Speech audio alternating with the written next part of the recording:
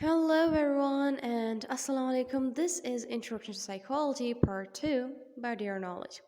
Okay, again we have started chapter 3, which is about learning, and right here you can see on the screen the chapter overview. So these are all those topics which we will be covering in the chapter of learning, and we have covered lots of topics among these topics. So if I give you a quick recap on what we have covered so far, because this chapter, the chapter 3 of learning, was very detailed, so I divided this chapter into different lessons, and if any lesson appeared to be a detailed one, so I divided the lessons into different parts and part into further different parts, because when a lecture get very detailed, when a video get very long, it gets boring. So that's why I divided this into different parts and lessons and etc etc. So in this way it will be easy for you to clear your concept, and it will also be easy for you to understand a topic easily. In other words, digest the topic easily. So let me give you a quick recap on what we have covered so far. So lesson 1 was about the definition of learning, in which like we have discussed the definition of learning in very detailed. So lesson 1 was about the definition of learning. Then lesson 2 what is about the types of learning. So again, the lesson 2 is getting very detailed, so that's why I divided the lesson 2 into different parts. Part 1 is about the classical conditioning, and part 2 is about operant conditioning. So because there are two basic types of learning, the classical conditioning and the operant conditioning, so we have covered the classical conditioning. It was indeed a very detailed topic, but I have divided the lesson 1 part 1 in lesson 2 part 1 into further different small parts, so it will be easy for you to understand the topic, in which we have learned what is classical conditioning, who discovered classical conditioning, who was Ivan Pavlov, and what is stimulus generalization, what is stimulus discrimination, what are the elements of classical conditioning, and so on and so on. So if you have missed any of the previous lecture, I have given all the links in the description section. Go ahead, click on those links and watch those videos. If still you want to access the whole chapter, I have also compiled all the previous lectures according to the chapter sequence wise in a separate playlist. So you can also visit the playlist section of our YouTube channel, where you will find all the lectures arranged in a proper sequence for your ease. So uh, lesson 2 part 2 is about operant conditioning, and in operant conditioning we have also covered lots of topics like what is operant conditioning, who discovered operant conditioning, who is B.F. Skinner, who is Thorndike, what is puzzle box, and etc and etc. So the last lecture was about the concept of reinforcement, in which we have learned about the primary and secondary reinforcement and the positive and negative reinforcement. So there are some other operant concepts which we'll be covering in the chapter of the in the part of the operant conditioning. So this video is going to be lesson 2, types of learning. And under the types of learning, this is going to be part 2, which is operant conditioning, and this is going to be part 2F, which is about shaping. So this video is about shaping, because before moving to the schedules of the reinforcement, because we have covered the primary and the secondary reinforcement, we have also covered the positive and the negative reinforcement. But before moving towards the schedule of the reinforcement, which is the last part of the concept of reinforcement, I decided to cover these topics as well. Then I'll move towards the schedules of the reinforcement. So let's start with the shaping. When you see an animal in a circus or in a show at a zoo perform tricks, you're seeing the result of applying the rules of conditioning, both classical and operant, to the animals.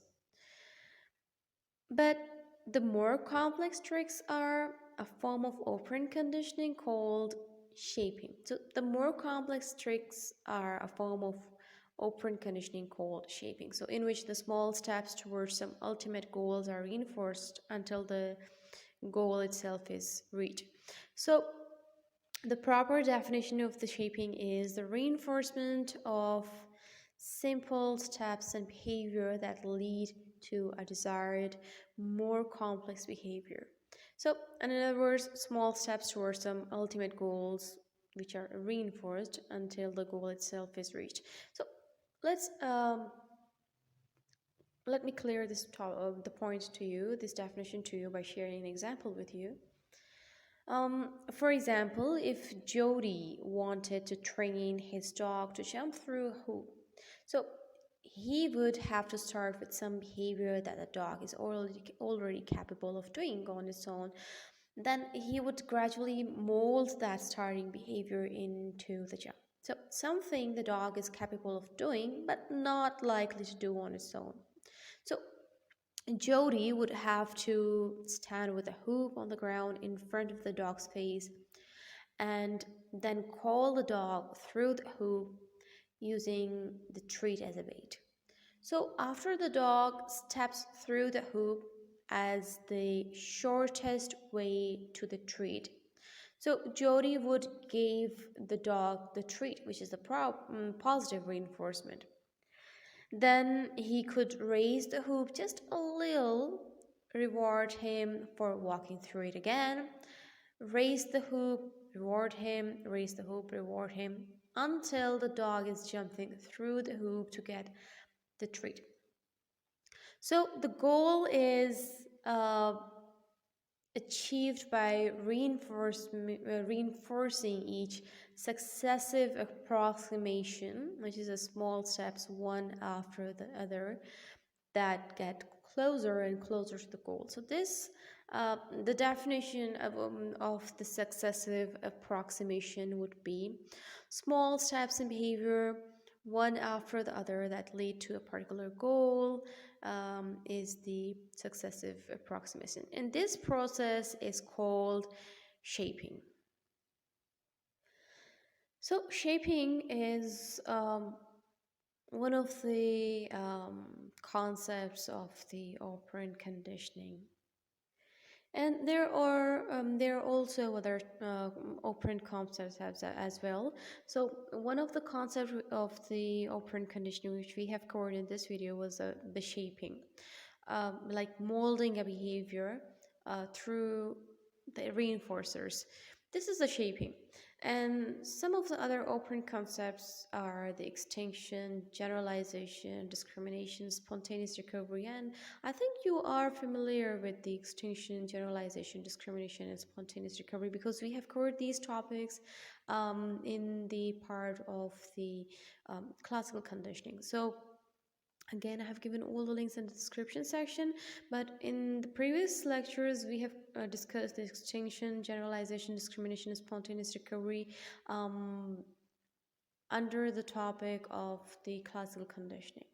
But in the next video, we will discuss the extinction, generalization, discrimination, spontaneous recovery, like the other operant concepts, under the topic of the operant conditioning, like how we can apply these terms and how these terms are used in the operant conditioning and how we can apply them in the daily life. Like in this video, you've learned by the process of the operant conditioning, we can shape any organism. We have taken the dog as an example. We have also seen like animals performing tricks in the circus, and they all are trained to do so by the process of the shaping. So you can apply the shaping in the daily life. You can also share your example with me, how you have applied the shaping in daily life. And we will also learn about extinction, generalization, discrimination, and other operant concepts. And we will also learn how we can apply them, how we can apply these concepts, these terms in our daily life. So this was all about today's video. If your concept is clear, you can like the video. If there was any point that was confusing, you did not get it, you can ask us in the comment section and we will be happy to help you out.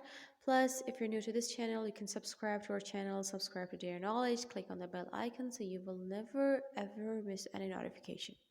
You can also share the link of this channel, the link of our video with your family members and friends because sharing is caring. Until then, Allah Hafiz.